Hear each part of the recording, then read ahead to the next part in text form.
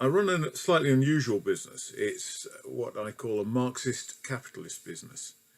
And the reason of that seeming oxymoron is that there is a fantastic opportunity out there to redefine what we see as being a successful business and a successful society where everyone has enough. Not everything, because as I'll hope to show in the next 18 minutes, having infinite, insatiable amounts of things is absolutely not a desirable state. Enough isn't just in material goods. It's enough to do things that make you have a fulfilled life. And a fulfilled life encompasses a lot more than the material wealth that you have. So when we look at enough, we mean there is enough in three key dimensions on an individual level, and that is the intellectual, emotional, and financial return that you can get from whatever it is that you're doing, and giving yourself time to do other things which really do give you a good quality of life that aren't necessarily anything to do with your work time. It's giving you the space to do out of work time as well.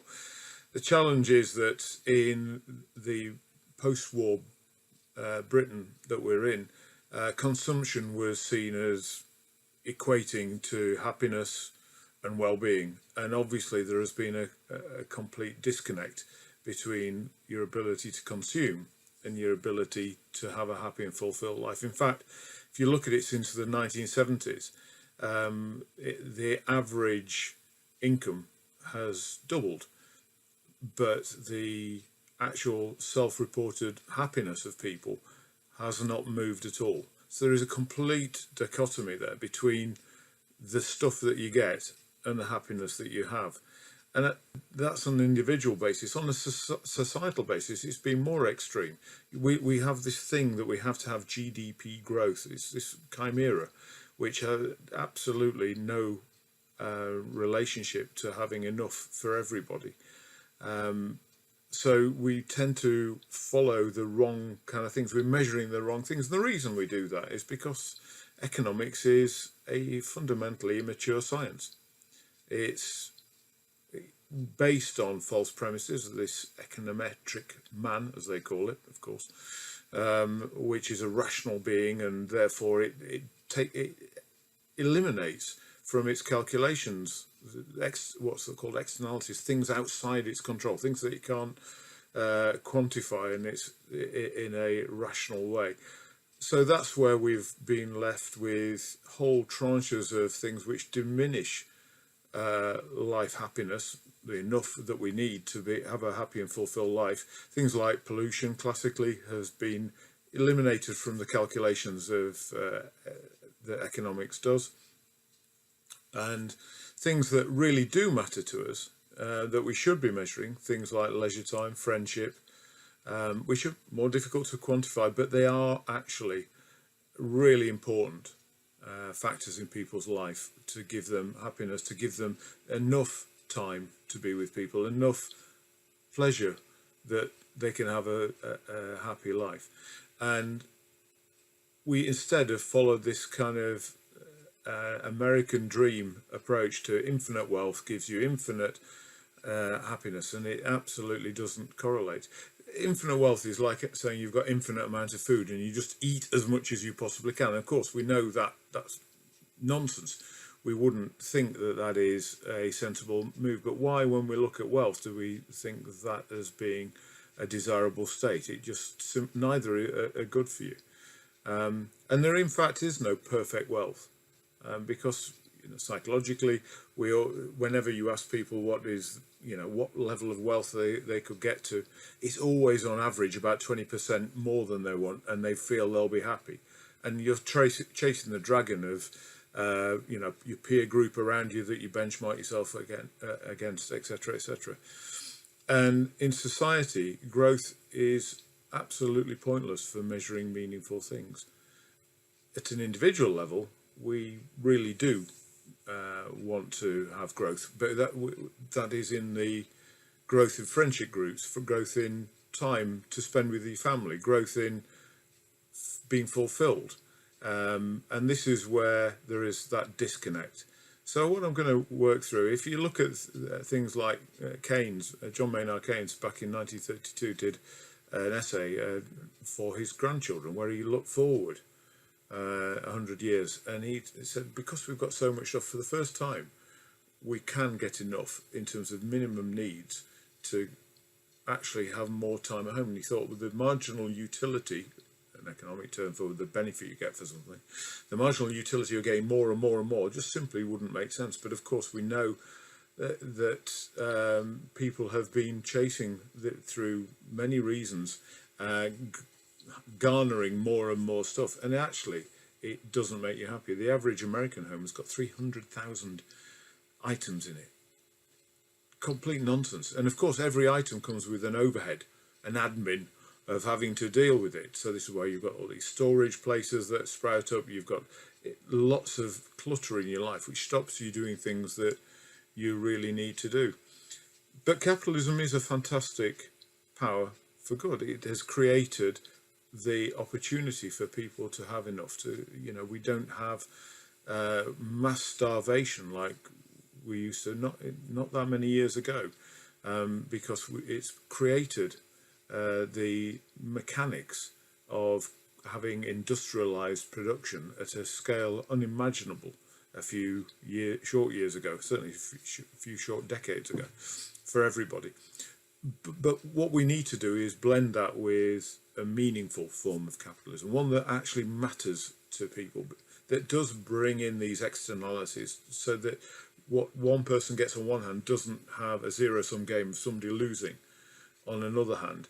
And this is where Marxist-capitalism, which we've done now for 24 years, in our 25th year, is proven that it can work, because it's creating an environment where business is a force for good. And business, let's not forget it, is the only source of wealth creation in the economy.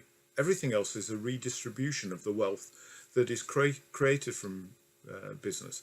So this is where those that demonize business are shooting themselves in the foot, because clearly there are bad businesses, but that's where legislation should cover all of the eventualities and then compliance with it. But there are better, more elevated forms of business, because business creates wealth, but it also therefore looks after the least well off in society. But within the business, you should be able to create an environment where people are the best that they can possibly be, that they work together and it delivers satisfaction, achievement, friendship, space to think and create. And of course, you look at the most successful businesses now, they are blending that with a purpose. And the reason that purpose is important is because people need a reason to give it their best. And this is where a purposeful business will always outperform in the long term a business that is exploitative. It doesn't feel it now, but in the fullness of time, you'll find that these, because we'll have greater transparency and stuff, these will come to the fore. And this is where, from our point of view, my role in WebMart is to maximize the intellectual, emotional and financial return that I can deliver to everybody. And how do we do that? Well, it's really simple. Most of you, I'm sure, have come across Maslow's hierarchy of needs. So in Maslowian hierarchy of needs, you have got security and safety at the bottom, and it builds up to self-realization at the top. And my role is to make sure that everything up to self-realization in terms of respect and all of those things are taken care of. That is my responsibility. Everyone else then can elevate themselves to this great opportunity to be the very best that they can be. So what does that mean, intellectual, emotional and financial? Well, intellectually, that is the most important thing. If you are given a role where you can be the very best and given training and given opportunity to be the very best intellectually that you can be, whatever that role is, then you will be happy, and that obviously maximizes your emotional return. And of course, if you are doing good things and working to the best of your ability and you're enjoying it, then as a byproduct of that, people want to trade with you. People will refer you in. So you get the net promoter scores, you get the people bringing people of the right type of ethical basis into the business. So you save money on finder's fees from recruitment consultants, etc. And you tend to then resonate with the right kind of customers, people who actually care about things that you're doing for the, not just, the lowest price kind of stuff all the time. It has to be other things, because you can then be a thought leader in that. And as a consequence of that, once you've given everybody the opportunity to have enough, and this is where the financial comes. If you are a successful business because of those two things, the output of that is the financial return, not the reason that you're doing it in the first place. And so at Webmart, what we do is we retain a certain amount, £400,000 a year, in post-tax profits, and that allows us to have a stable business which is controlled by ourselves without having any external investors or loans or borrowings. And we've done that for many years, and we've got a very strong business as a consequence of that. So when things like COVID struck, we didn't have to worry. We could have carried on at the same run rate, paying everybody 100% for 2 years, and still not run out of money if we got not one more order. And that stability and that security was really valuable. So it allowed us to pay our suppliers early. Instead of holding on to the money, it allowed us to support people outside of Webmart to deliver 7-day payments to them. And that allowed, that cash that we had in the business allowed us to support people when they needed it most. It also allows you to invest in people in the long run, because you can give them that commitment, they give a commitment back. And so when some people had to be furloughed, we made sure that we had a continual professional training plan in place for them. We kept communicating with them, and we kept giving them an opportunity to come back in as soon as we could, to ensure that their skill set was maintained as best as we possibly can.